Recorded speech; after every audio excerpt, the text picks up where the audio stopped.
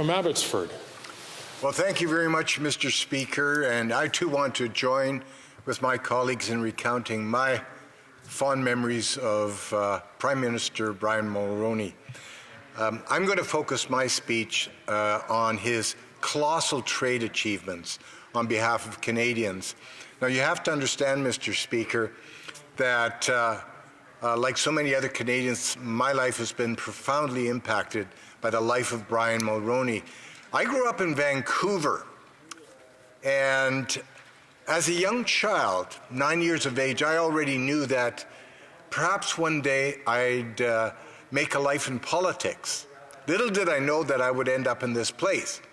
However, my member of parliament back in those years in South Vancouver was a fellow by the name of John Fraser, who was elected in 1972, became fisheries minister under Brian Mulroney, and then, yes, became the Speaker of the House of Commons, basically sitting in the chair you're sitting in today. And I used to admire John Fraser from a distance. He was now a cabinet minister in the Mulroney government, and I often thought, you know, it would be wonderful someday to be able to represent the constituents of my community in Ottawa and help shape the future of my dear country. Well, as I went through university, I graduated with a law degree, and my wife and I moved out to the beautiful city of Abbotsford, which is still my home today. And very quickly, these aspirations of being a member of parliament disappeared because my wife and I quickly had 4 daughters.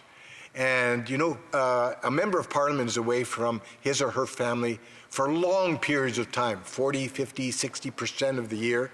That's not good for raising a family. So I put those ambitions on the back burner. I got involved in local politics. But you know, in 1983, in Abbotsford, our MP at the time was Alex Patterson. He announced he was retiring.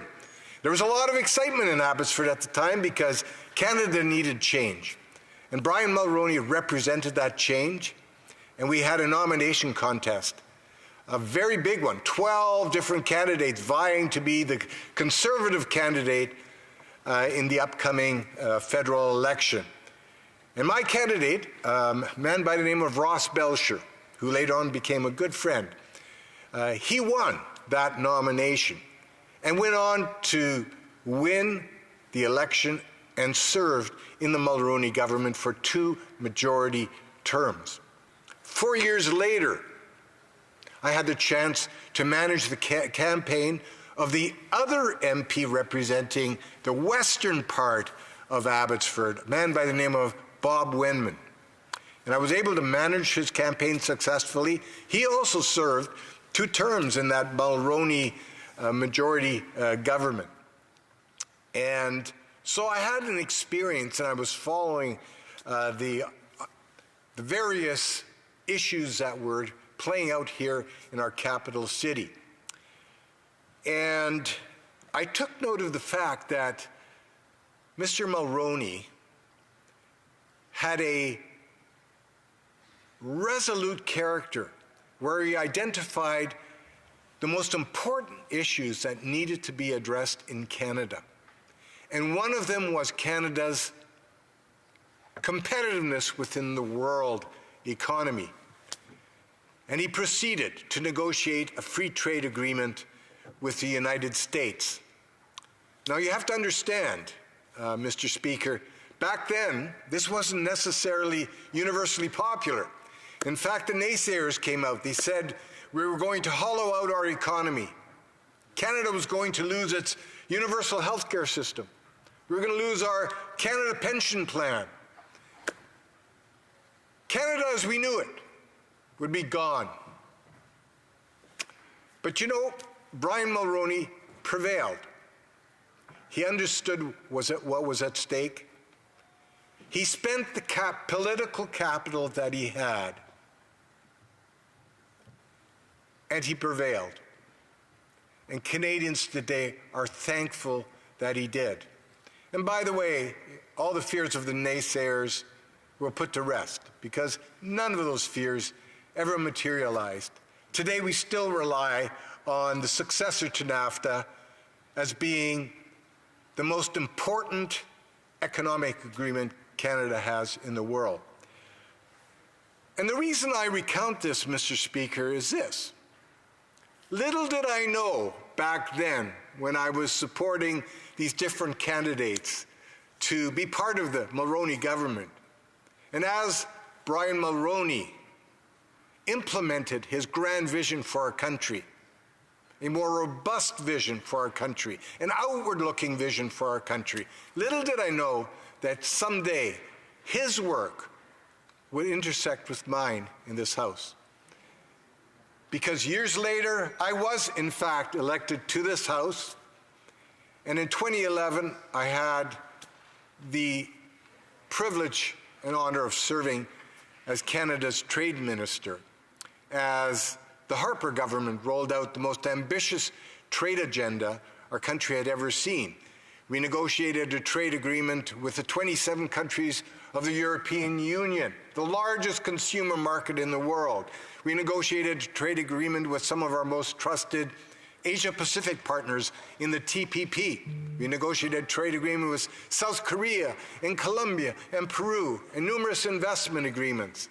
The bottom line being this, Mr. Speaker, the tone that had been set by Brian Mulroney and the work he had done in achieving this momentous, historic free trade agreement with the United States and then later bringing in Mexico into our North American partnership, that would pay huge dividends as Canada continued to look outward and look at all those opportunities that Canadians could have as we engaged on the global marketplace.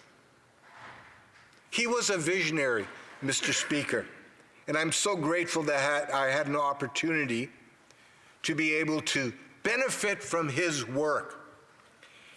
Today, we benefit from the elimination of trade barriers, tariff barriers and non-tariff barriers as we look outward. Canada today benefits from comparative advantage as we do business around the world. Today, Canadian companies have opportunities they would have never have had it not been for one Brian Mulroney. So let me close by saying this. Brian Mulroney intuitively understood that he would be setting the stage for our country. He set the stage for successor governments to expand on the golden opportunities that he so deftly and courageously negotiated. Today, our prosperity depends on freer and fairer trade with the world.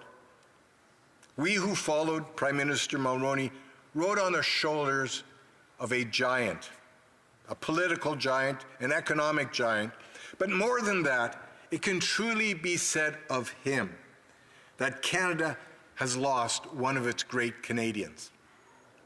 We all owe him a debt of gratitude, and of course to his family as well. So to Mila, to Caroline, to Ben, to Mark, to Nicholas, their spouses and their children, I say thank you for sharing your husband, your father, and grandfather with us. Rest in peace, Prime Minister.